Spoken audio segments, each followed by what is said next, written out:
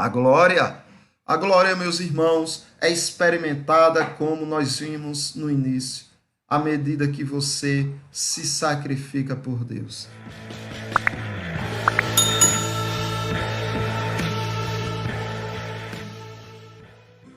Amados, nós estamos vendo uma série de sermões onde trata da glória, em busca da glória.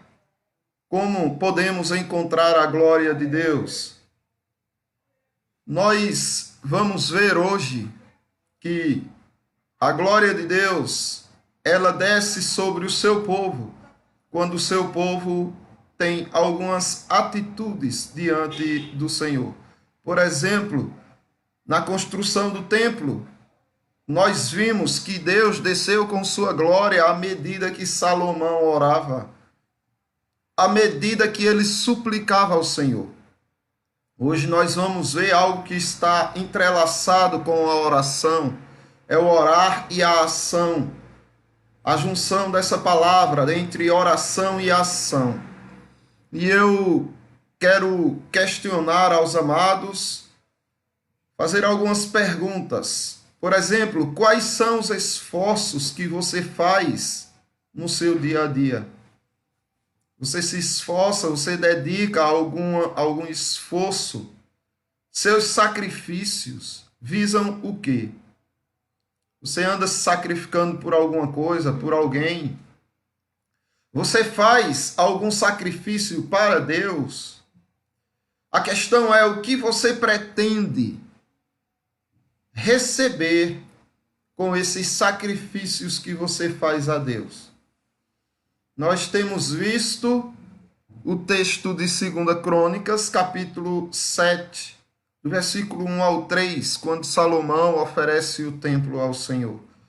Que diz assim: tendo Salomão acabado de orar, desceu o fogo do céu e consumiu o holocausto e os sacrifícios.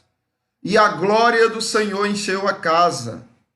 Os sacerdotes não podiam entrar na casa do Senhor, porque a glória do Senhor tinha enchido a casa do Senhor. Todos os filhos de Israel, vendo descer fogo e a glória do Senhor sobre a casa, se curvaram com o rosto em terra sobre o pavimento e adoraram e louvaram o Senhor, porque é bom, porque a sua misericórdia dura para sempre.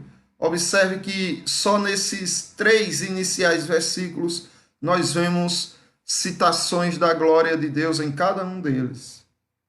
Pois bem, nós vimos que o interesse de Salomão era na glória de Deus. E para que ele desfrutasse da glória de Deus, da aprovação do Senhor, diante do templo que ele oferecerá ao Senhor, Salomão ora ao Senhor.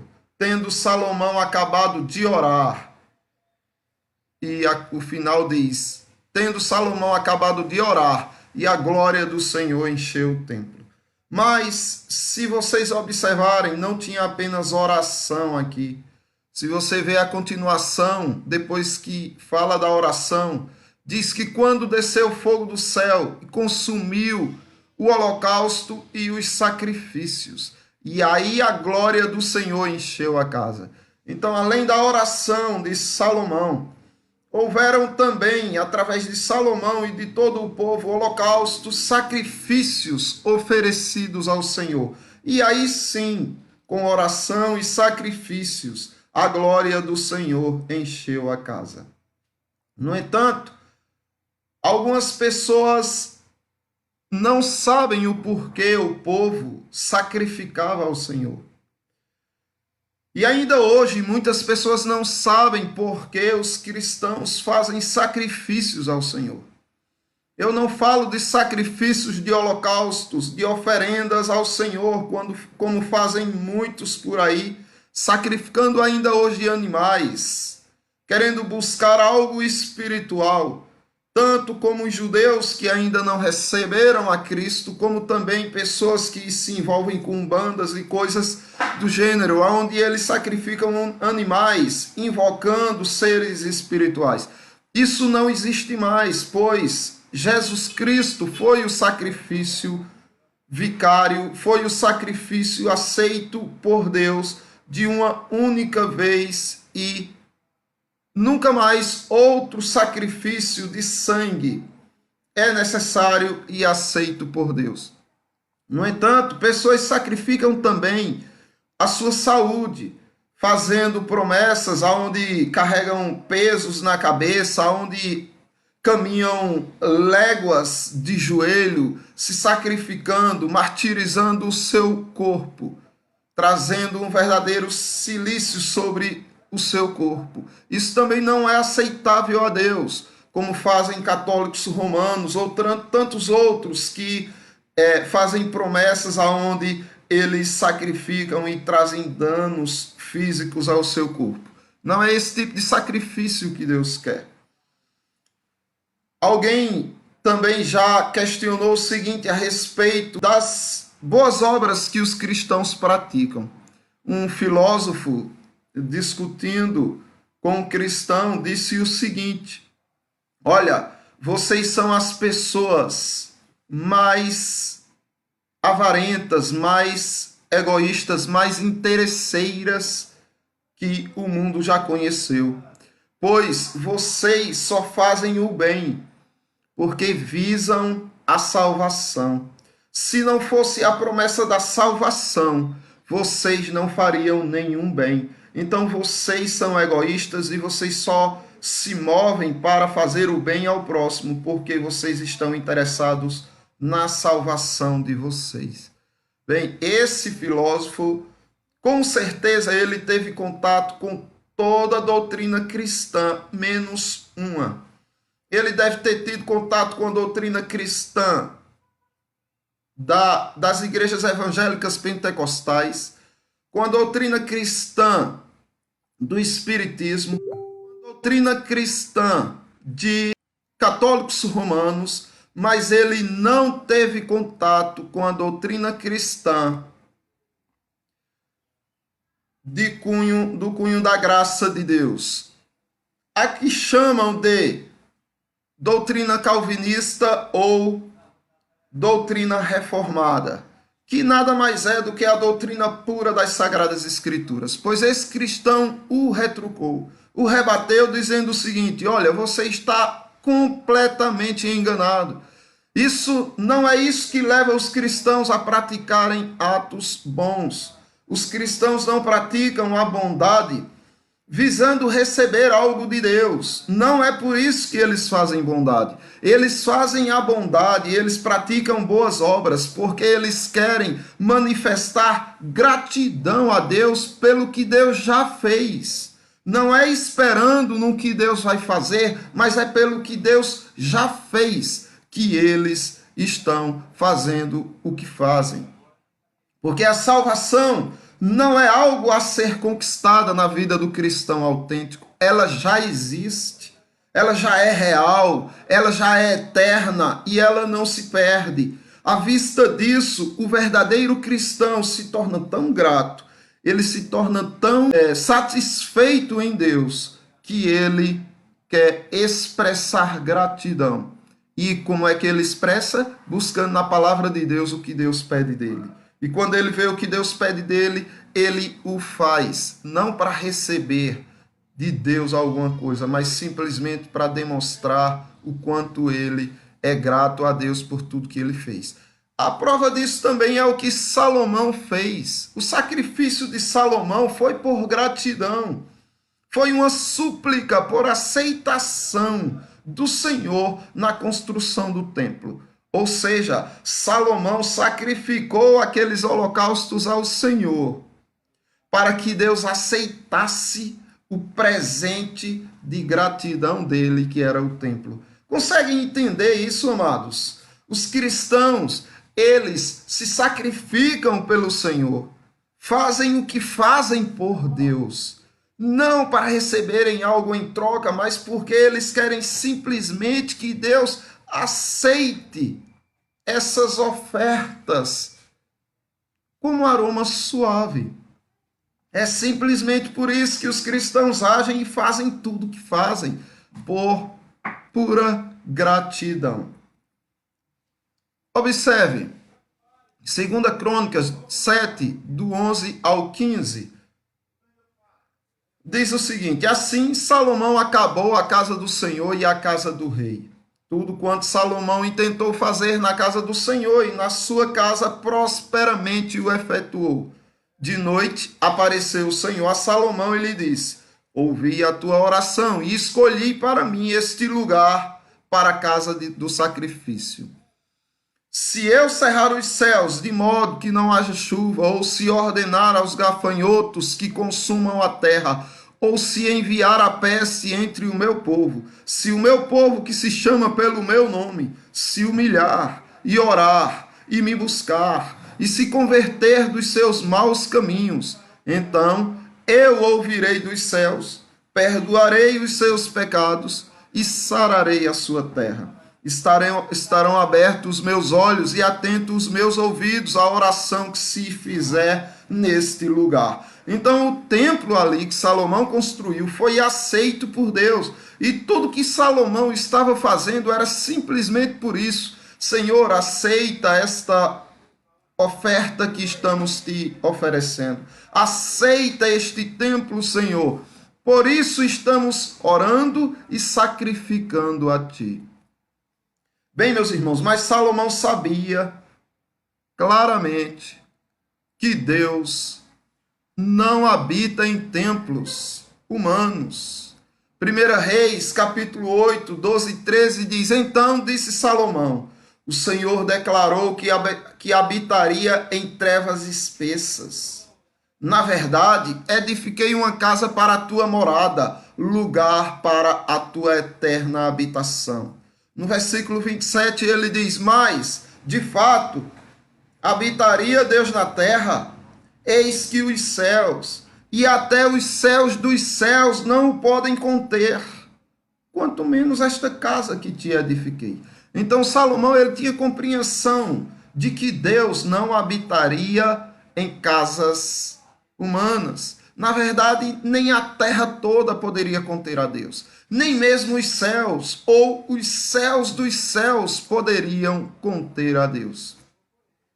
Como diz também em Atos, Estevão, no seu sermão, capítulo 7, do 47 ao 50, diz assim: mas foi Salomão quem edificou a casa. Entretanto, não habita o Altíssimo em casas feitas por mãos humanas. Como diz o profeta, o céu é o meu trono e a terra o estrado dos meus pés. Que casa me edificareis, diz o Senhor? Ou qual é o lugar do meu repouso? Não foi, porventura, as minhas mãos que fez todas as coisas? Então, tendo essa compreensão de que aquele templo era simplesmente nada mais, nada menos do que um símbolo aonde Deus estaria ali sendo representado e aceitando as ofertas, os sacrifícios que fossem feitos naquele lugar, nós devemos questionar hoje: onde estaria o templo hoje? Quais seriam os sacrifícios hoje? Existe um templo hoje aonde o Senhor habitaria, aonde o Senhor estaria atento para se ouvir as orações feitas neste templo? Quais seriam os sacrifícios que o Senhor espera receber também do seu povo, visto que sacrifícios com derramamento de sangue não são mais pedidos pelo Senhor? Vamos conhecer, amados, por exemplo, a respeito do templo. Onde está o templo hoje? O que é o templo hoje? Se você observar, Jesus Cristo apresenta a si mesmo como sendo o templo. O Evangelho segundo João, capítulo 2, do 19 ao 22, diz: Jesus lhes respondeu: destruí este santuário, e em 3 dias o reconstruirei. Replicaram os judeus: em 46 anos foi edificado esse santuário, e tu em 3 dias o levantarás? Ele, porém, se referia ao santuário do seu corpo. Quando, pois, Jesus ressuscitou dentre os mortos, lembraram-se os seus discípulos de que ele dissera isto, e creram na Escritura e na palavra de Jesus. Então, observe que Jesus Cristo está deixando claro aqui que a oração ouvida por Deus é a oração que se faz no templo do Senhor. É a oração que se faz voltada para Jesus Cristo. Se você observar, quando os judeus eles eram levados ao cativeiro, que eles não podiam mais orar no templo, eles oravam voltados em direção ao templo. Como Daniel, por exemplo, que orava da janela voltado em direção ao templo quando estava na Babilônia. E aqui nós vemos no Novo Testamento dizendo que Jesus Cristo é o autor e consumador da fé, mas que nós devemos olhar firmemente para ele como autor e consumador da fé, ou seja, nós devemos fazer nossas orações voltadas para o templo do Senhor, voltadas para Jesus Cristo. Jesus Cristo ele se apresenta como aquele que está acima do templo de Salomão. Mateus capítulo 12, do 1 ao 6 diz: por aquele tempo, em dia de sábado, passou Jesus pelas searas. Ora, estando os seus discípulos com fome, entraram a colher espigas e a comer. Os fariseus, porém, vendo isto, disseram-lhe: eis que os teus discípulos fazem o que não é lícito fazer no dia de sábado. Mas Jesus lhes disse: não lestes o que fez Davi quando ele e seus companheiros tiveram fome? Como entrou na casa de Deus e comeram os pães da propiciação, os quais não lhes era lícito comer, nem ele, nem aos que com ele estavam, mas exclusivamente aos sacerdotes? Ou não lestes na lei que, aos sábados, os sacerdotes no templo violam os sábados e ficam sem culpa? Pois eu vos digo, aqui está quem é maior do que o templo.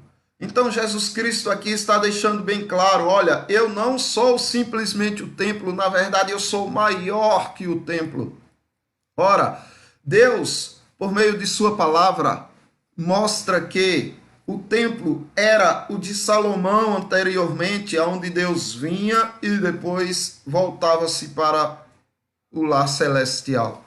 Depois disso veio Jesus Cristo, aonde ele se fez o templo do Senhor, aonde o povo se voltava agora para ele. E aí Deus faz com que o templo seja agora o povo dele. E por fim, quando tudo findar, quando tudo acabar, Deus será o nosso templo. Deus, o Pai, e seu Filho será o nosso templo na glória. Mas observe, hoje o templo, segundo Deus, é o seu povo. 1 Coríntios, primeira epístola de Paulo aos Coríntios, capítulo 3, do 16 ao 17, diz: não sabeis que sois santuários de Deus, e que o Espírito de Deus habita em vós? Se alguém destruir o santuário de Deus, Deus o destruirá, porque o santuário de Deus, que sois vós, é sagrado. E no capítulo 6, 19 e 20, ele diz: acaso não sabeis que o vosso corpo é santuário do Espírito Santo, que está em vós, o qual tendes da parte de Deus, e que não sois de vós mesmos, porque fostes comprado por preço? Agora, pois, glorificai a Deus com o vosso corpo. Então você começa a observar aqui que existe um templo, sim. Mas entenda, muitas pessoas, eles têm uma compreensão equivocada dessa passagem. E eu já vi muitos dizerem assim: eu sou o templo do Espírito Santo. Quando, na verdade, Paulo, em momento algum, apresenta o templo do Espírito Santo como sendo alguém, no sentido singular, no sentido de uma pessoa, mas no sentido de todos os eleitos de Deus, todo o povo de Deus. Chama-se igreja ou corpo de Cristo. Você é membro desse corpo, você é uma pedra desse templo, mas o templo é a união de todo esse povo. Vocês são santuários de Deus e o Espírito Santo de Deus habita no meio do seu povo. 2 Coríntios capítulo 6, do 16 e 19 diz que ligação há entre o santuário de Deus e os ídolos? Porque nós somos santuários do Deus vivente, como ele próprio disse: habitarei e andarei entre eles, e serei o seu Deus, e eles serão o meu povo. Por isso, retirai-vos do meio deles, separai-vos, diz o Senhor. Não toqueis em coisas impuras, e eu vos receberei. Serei o vosso Deus, e vós sereis para mim filhos e filhas, diz o Senhor Todo-Poderoso. Pois bem, Efésios, o apóstolo Paulo escrevendo sua epístola aos Efésios ainda, capítulo 2, 19 a 22, diz o seguinte: assim, já não sois estrangeiros ou peregrinos, mas concidadãos dos santos, e sois da família de Deus, edificados sobre o fundamento dos apóstolos e profetas, sendo ele mesmo, Cristo Jesus, a pedra angular, no qual todo o edifício bem ajustado cresce para santuário dedicado ao Senhor, no qual também vós juntamente estáis sendo edificados para a habitação de Deus no Espírito. Então observe o que é que o apóstolo está dizendo aqui. Ele está dizendo que você é o templo. Vocês são o templo. O povo de Deus é o templo. Cada cristão é uma pedra que está sendo edificada uma após a outra sobre o fundamento que é Cristo. Ou seja, Cristo é o fundamento e o seu povo está sendo edificado sobre ele. Este é o templo nos nossos dias. Mas eu pergunto, e os sacrifícios? Já conhecemos a respeito do templo. Aonde é que Deus está? Onde é que ele habita? A quem ele ouve? Ele ouve ao seu povo, que é templo do Espírito Santo. Mas e os sacrifícios? Ainda existem hoje? Se existem, quais são os sacrifícios que devem ser feitos no templo ou através do templo? Observe o que Paulo diz em sua epístola aos Romanos, capítulo 12, versículo 1. Rogo-vos, pois, irmãos, pelas misericórdias de Deus, que apresenteis o vosso corpo por sacrifício vivo, santo e agradável a Deus, que é o vosso culto racional. Então, para que os irmãos entendam, o que Paulo está dizendo aqui é que, olha, isso que vocês estão fazendo nesse momento é um sacrifício vivo ao Senhor. Então, os holocaustos de vocês, os sacrifícios de vocês hoje são vosso culto, o culto racional, um culto agradável, santo a Deus. Isso, para Deus, é como sacrifício que ele recebe como aroma suave. Então, eu fico pensando naquelas pessoas que deixaram a igreja, que deixaram de cultuar a Deus com a justificativa de que, não, eu sou igreja, eu cultuo, eu faço. Como se em todo momento nós estamos vendo que a reunião do povo de Deus, que o povo junto e reunido é que são o templo do Senhor, é que são a igreja do Senhor. O povo de Deus, quando se reúne para cultuar a Deus, por exemplo, estão sacrificando um culto racional a Deus com os seus corpos vivos. Em Efésios, em sua epístola aos Efésios, capítulo 5, 1 e 2, diz: sede, pois, imitadores de Deus, como filhos amados, e andai em amor, como também Cristo nos amou e se entregou a si mesmo por nós, como oferta e sacrifício a Deus em aroma suave. Então, observe, o apóstolo Paulo está dizendo o seguinte aqui, olha, não basta simplesmente você cultuar a Deus, você dizer que crê em Deus, se reunir, estar na igreja adorando e buscando a face dele, oferecendo seu corpo como sacrifício vivo de culto ao Senhor. Não basta isso, você precisa também amar. Vocês precisam também ser imitador de Cristo. E como Cristo nos amou e se entregou por si, faça o mesmo pelos seus irmãos, em aroma suave de sacrifício a Deus. O apóstolo Paulo, escrevendo aos Filipenses em sua epístola, capítulo 4, do 9 por diante, diz assim: o que também aprendestes, recebestes e ouvistes e vistes em mim, isso praticai, e o Deus da paz será convosco. Alegrei-me sobremaneira no Senhor, porque agora, uma vez mais, renovastes o meu favor a vosso cuidado, o qual também já tinhais antes, mas vos faltava oportunidade. Digo isto não por causa da pobreza, porque aprendi a viver contente em toda e qualquer situação. Tanto sei estar humilhado, como também ser honrado. De tudo e em todas as circunstâncias, já tenho experiência, tanto de fartura como de fome, assim de abundância como de escassez. Tudo posso naquele que me fortalece.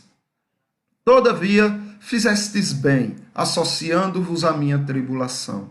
E sabeis também vós, ó Filipenses, que no início do Evangelho, quando parti da Macedônia, nenhuma igreja se associou comigo no tocante a dar e receber, senão unicamente vós outros, porque até para Tessalônica mandaste não somente uma vez, mas duas, o bastante para as minhas necessidades. Não que eu procure o donativo, mas o que realmente me interessa é o fruto que aumente o vosso crédito. Recebi tudo e tenho em abundância, estou suprido. Desde que Epafrodito me passou às mãos o que me veio de vossa parte como aroma suave, como sacrifício aceitável e aprazível a Deus. E o meu Deus, segundo a sua riqueza em glória, há de suprir em Cristo Jesus cada uma de vossas necessidades. Ora, o nosso Deus e Pai seja, a nosso Deus e Pai seja a glória pelos séculos dos séculos. Amém. Percebem aqui o que Paulo está dizendo? Paulo está dizendo que recebeu e tinha em abundância. Estava suprido, desde que Epafrodito lhe passou às mãos o que veio da parte deles, como aroma suave, como sacrifício aceitável e aprazível a Deus. Então os filipenses, eles estavam ali fazendo um sacrifício a Deus. Os sacrifícios, sim, ainda são existentes, só que eles entraram para uma plenitude muito mais gloriosa. Os sacrifícios agora são as manifestações de amor do seu povo para com os necessitados. E Paulo está dizendo que foi da parte deles como aroma suave, sacrifício aceitável e aprazível a Deus. Mas é importante que você também entenda o que Paulo diz antes. Paulo diz, olha, eu já aprendi a viver contente em toda e qualquer situação. Não é o donativo que eu procuro, mas é ver os frutos do vosso amor. Olha, eu já sei viver contente na fome, na abundância, no sofrimento, na paz. Eu sei viver contente. Eu não dependo das circunstâncias ou do que fazem comigo para que eu viva contente. O meu contentamento é estar forte no Senhor, é ser poderoso em Cristo. E eu tudo posso, não nessas coisas que são me dadas, eu tudo posso em Cristo, naquele que me fortalece. É Ele que me fortalece e não as coisas. Mas aí Paulo reconhece o sacrifício como aroma suave, aceitável e aprazível a Deus, que é tudo que eles estavam doando a Paulo, ofertando a Paulo.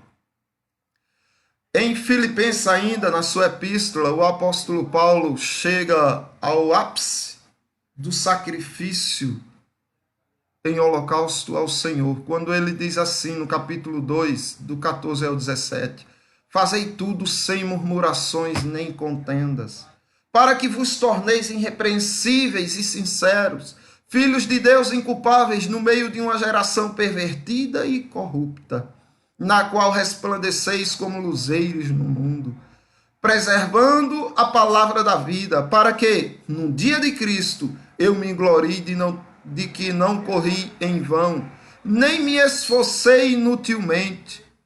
Entretanto, mesmo que seja eu oferecido por libação sobre o sacrifício e serviço de vossa fé, alegro-me e com todos vós me congratulo.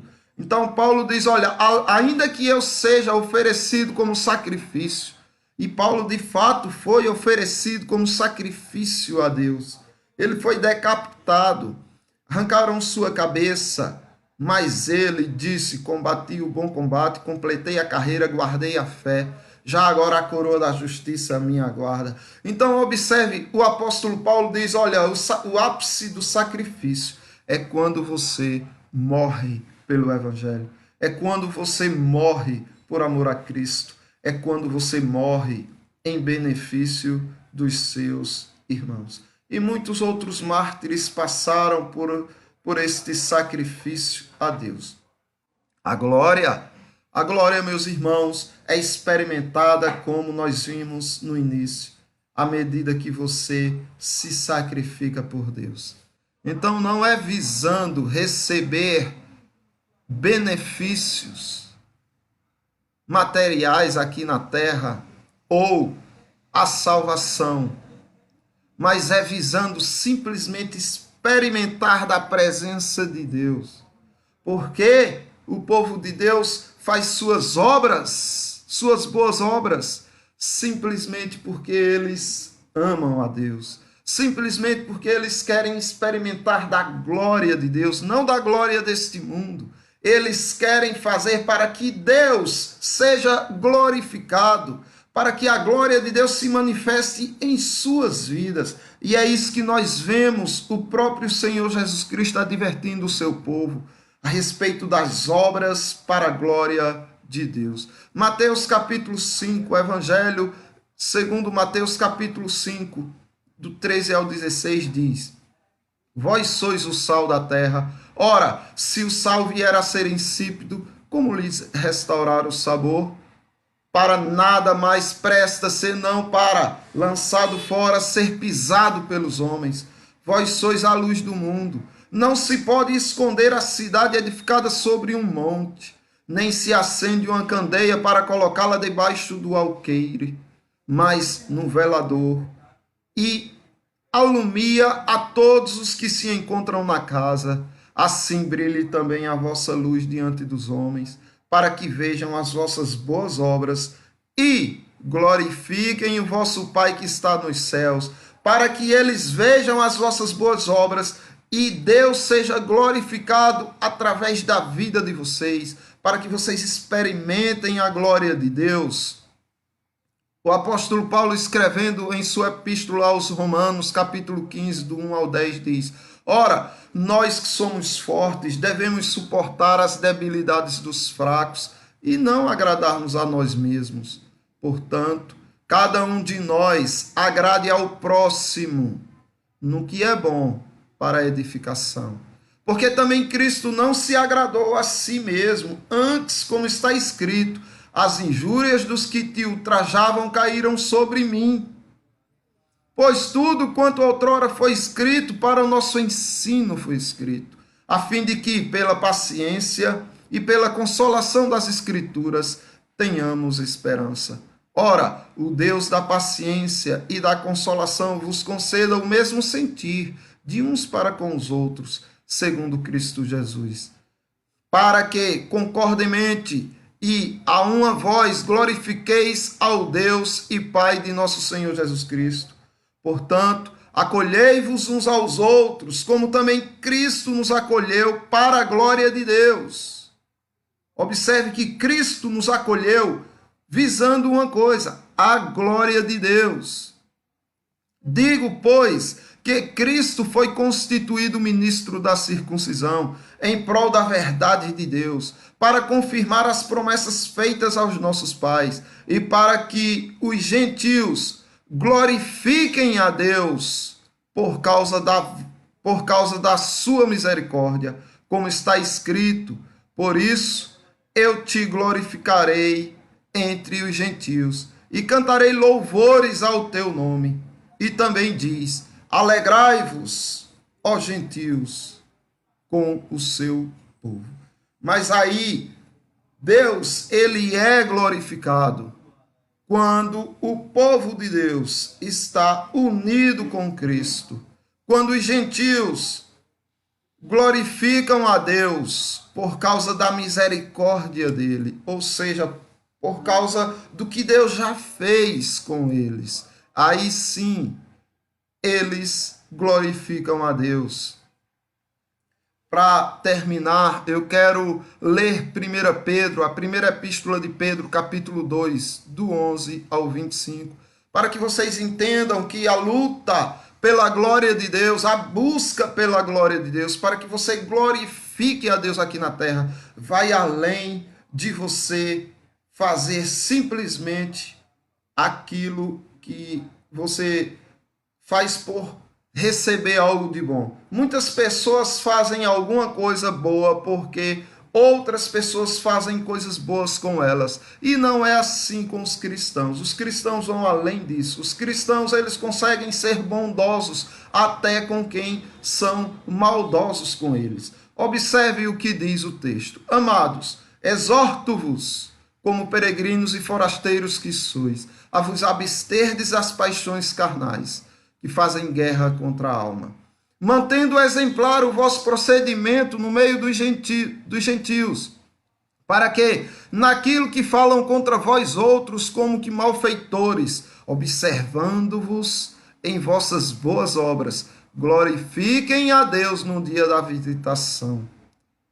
Sujeitai-vos a toda instituição humana por causa do Senhor, quer seja o rei como soberano, quer seja as autoridades como enviadas por ele, tanto para castigo dos malfeitores como louvor dos que praticam o bem.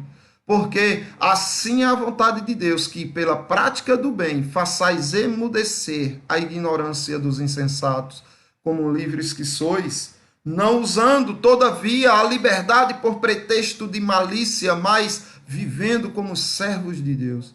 Tratai todos com honra. Amai os irmãos, temei a Deus, honrai ao rei.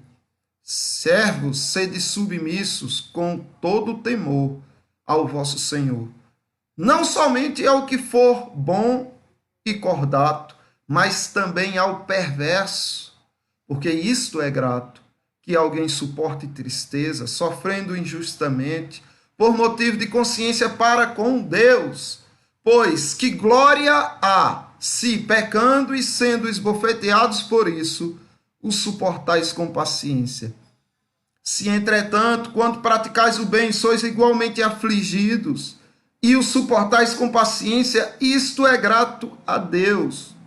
Porquanto para isto mesmo fostes chamados, pois que também Cristo sofreu em vosso lugar, deixando-vos exemplo para seguirdes os seus passos, o qual não cometeu pecado, nem dolo algum se achou em sua boca, pois ele, quando ultrajado, não revidava com ultraje.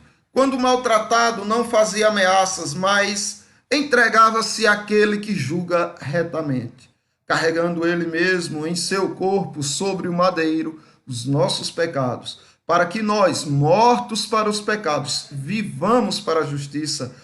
Por suas chagas fostes sarados. Porque estáveis desgarrados como ovelhas, agora, porém, vos convertestes ao pastor e bispos de vossa alma. Então, só a glória, Deus só é glorificado em sua vida se você fizer o bem, mesmo sofrendo o mal. Para resumir, meus irmãos, a glória é o fim das obras, dos sacrifícios do povo de Deus. É visando a glória de Deus que os cristãos fazem o bem, vivem cordialmente, se sacrificam, é visando a glória de Deus. É experimentar a presença de Deus. É por gratidão e não por troca. Eles não têm mais o que trocar. Eles não podem, ninguém pode barganhar com Deus. Deus concede a sua salvação de graça, dando fé para que aquele a quem ele salva possa se manter firme em Cristo. Agora que, quando essas pessoas fazem o bem, essas pessoas estão simplesmente demonstrando gratidão a Deus pelo que eles já receberam e não pelo que eles esperam receber. E o que eles querem hoje é a glória de Deus. Eles não querem a sua própria glória. Eles não querem a glória do mundo. Eles querem unicamente a glória de Deus, que Deus seja glorificado em suas vidas. E como é que eles fazem isso? Entendendo que são o templo do Espírito Santo.